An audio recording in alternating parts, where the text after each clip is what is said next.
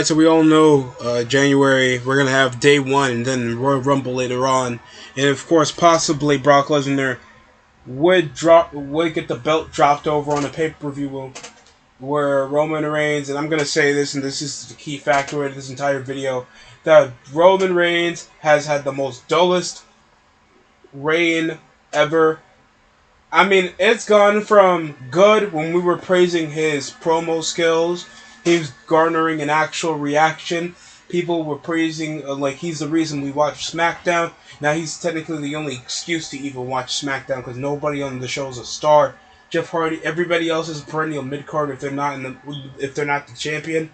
The women's division is mediocre. Toni Storm is not getting elevated in any way against the Charlotte because unless you're 4 horsewomen, nobody gives a shit about your feud. No one gives a shit about your character. No one gives a shit about any part of you. And knowing like this is the extent of what we're getting with most of these guys, it surprises me. It really astounds me. And now we're having another Brock Lesnar and Roman Reigns match. This is still not going to garner viewership because we're already used to this already. There's not much really changing the persona of Roman Reigns other than he's externally going to face Brock Lesnar with the obstacles of any other feud. He hasn't really changed mentality-wise. There's not much of an atmosphere change since Roman Reigns has been world champion. There hasn't even been core changes to the roster because of the world title. I mean, because of Roman Reigns. Honestly, he still says, acknowledge me. People pop whenever he comes over anyway.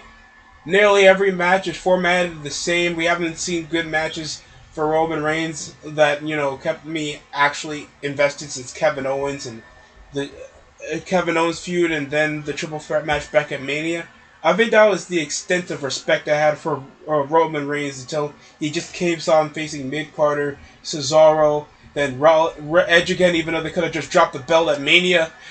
And then John Cena, where they just want to hash that out to make sure Roman just looks like a top star, even though it doesn't do anything for him if he's already still consistently the top star in the company, but nobody else can get over. Just it's completely stupid.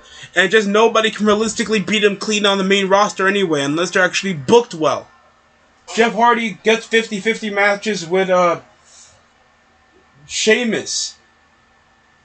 Holland, Austin Theory, he's not gonna be booked anytime soon to the main event scene.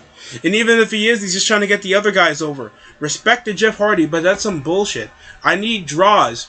People pop whenever Jeff Hardy does a spot still to this day. And you're telling me that you don't want to make sure that he's a big vantage point for people to watch a TV. Jeff Hardy come back to the main event scene and beat the world title after over a decade of not being world champion. You think people don't want to see that? No one really cares about Sami Zayn. No one cares about Cesaro. No one cares about Sheamus.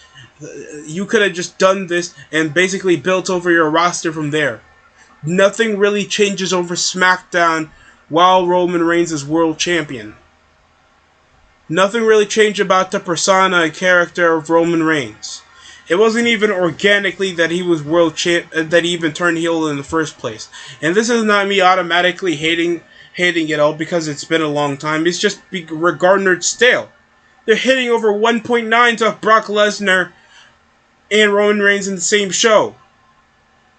Not much is this externally changing except for the regular WWE audience that already knows this stuff.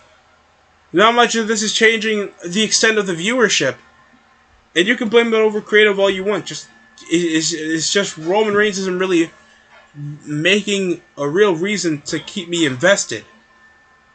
And I understand these guys try hard, they put their bodies on the line, but it's also the wrestler's responsibility to make sure that you get your fans, but you also get the newer ones. And I don't think Roman Reigns is doing that as consistently as he should.